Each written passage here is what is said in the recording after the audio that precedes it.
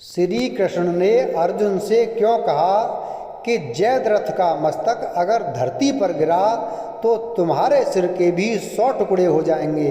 लगभग 5000 वर्ष पूर्व कुरुक्षेत्र में जब धर्म एवं अधर्म के मध्य महाभारत का युद्ध कौरव पांडवों के मध्य चल रहा था, यह कथा उस समय की है जब इस युद्ध में अर्जुन के निहत्थे पुत्र अभिमन्यु को जयद्रथ ने छल पूर्वक मारा था। उस समय अर्जुन ने जयद्रथ को मारने की प्रतिज्ञा की थी। जयद्रथ दरअसल कौरवों की बहन दुशाला का पति था और उसका वध महाभारत के युद्ध में अर्जुन ने किया था। महाभारत का भयंकर युद्ध चल रहा था। अर्जुन युद्ध करते करते रण क्षेत्र से काफी दूर निकल गए थे। इस अवसर का लाभ उठाते हुए अर्जुन की अनुपस्थिति में पांडवों को पराजित करने के लिए गुरु द्रोणाचार्य ने चक्रव्यूह की रचना की। अर्जुन पुत्र अभिमन्यु उस चक्रव्यूह को भेदने के लिए उसमें प्रवेश कर गया। अभिमन्यु ने कुशलतापूर्वक उस चक्रव्यूह के 6 चरण भेद लिए। जब वह 7वें चरण में प्रवेश कर गया तो उसे दुर्योधन, जयद्रथ आदि 7 महारथियों ने घेर लिया तथा उस निहत्थे अभिमन्यु पर टूट पड़े। जयद्रथ ने निहत्थे अभिमन्यु पर पीछे से जोरदार प्रहार किया। वह वार इतना तीव्र एवं घातक था कि अभिमन्यु उसे सहन न कर सका तथा वीर गति को प्राप्त हो गया। अभिमन्यु की मृत्यु का समाचार सुनकर अर्जुन क्रोध से पागल हो उठे। उन्होंने तभी प्रतिज्ञा की कि यदि अगले दिन सूर्यास्त से पूर्व उन्होंने अपने पुत्र की हत्या करने वाले कौरवों के जयद्रथ का वध नहीं किया तो वह आत्मदाह कर लेंगे। उसकी यह प्रतिज्ञा सुनकर जयद्रथ भयभीत होकर दुर्योधन के पास पहुंचा तथा उसे अर्जुन की प्रतिज्ञा के बारे में बतलाया।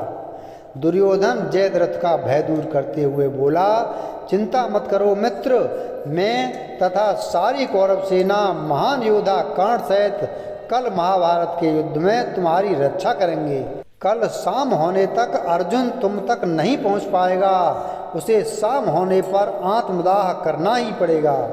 महाभारत का युद्ध अब अगले दिन शुरू हुआ तो अर्जुन की निगाहें जयद्रथ को तलाश करने लगी, मगर वह कहीं भी दिखलाई नहीं दे रहा था।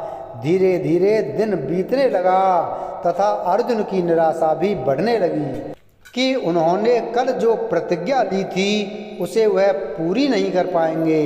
अर्जुन की व्याकुलता देखकर उनके सारथी श्री कृष्ण बोले, पार्थ, समय बीत रहा है, कल तुमने जो प्रतिज्ञा ली थी उसे पूरा करने का समय नजदीक आ रहा है तथा कौरव सेना ने जयद्रथ को अपने रक्षा कवच में घेर रखा है।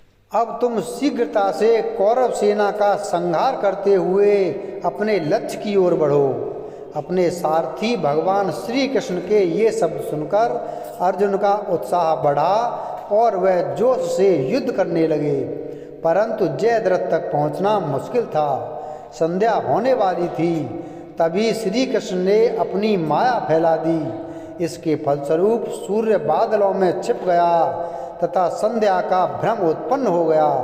संध्या हो गई है और अर्जुन को अपनी प्रतिज्ञा अनुसार आत्मदाह करना होगा। यह सोचकर दुर्योधन एवं जयद्रथ खुशी से उछल पड़े तथा जयद्रथ कौरव सेना के आगे आकर अर्जुन द्वारा आत्मदाह करने की खुशी में अट्टहास करने लगा।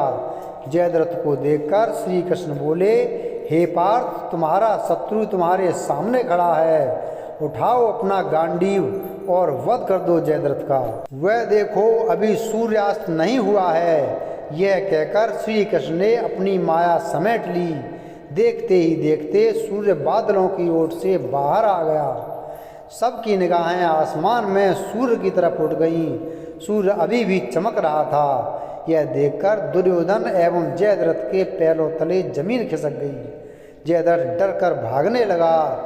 उसी समय अर्जुन ने अपना गांडीव उठा लिया। तभी अर्जुन को श्री कृष्ण ने चेतावनी दी, पार्थ, जयद्रथ के पिता ने इसे वरदान दिया था कि जो जयद्रथ का मस्तक धरती पर गिराएगा उसका मस्तक भी 100 टुकड़ों में विभक्त हो जाएगा। अगर इसका मस्तक धरती पर गिरा तो तुम्हारे सिर के भी 100 टुकड़े हो जाएंगे। उत्तर दिशा में यहाँ से 100 योजन की दूरी पर जयद्रथ के पिता तप कर रहे हैं। तुम जयद्रथ का मस्तक इस प्रकार काटो कि वह उसके पिता की गोद में जाकर गिरे। अर्जुन ने श्री कृष्ण की चेतावनी बड़े ध्यान से सुनी और अपने लक्ष्य की ओर ध्यान रखकर बाण छोड़ दिया। उस बाण ने जयद्रथ का सिर धड़ से अलग कर दिया और उसे लेकर सीधा जयद्रथ के पिता की गोद में जा गिराया। पुत्र का कटा शीश देखकर जयद्रथ के पिता चौंक कर उठे तो पुत्र का कटा हुआ शीश गोदी से जमीन पर गिर गया।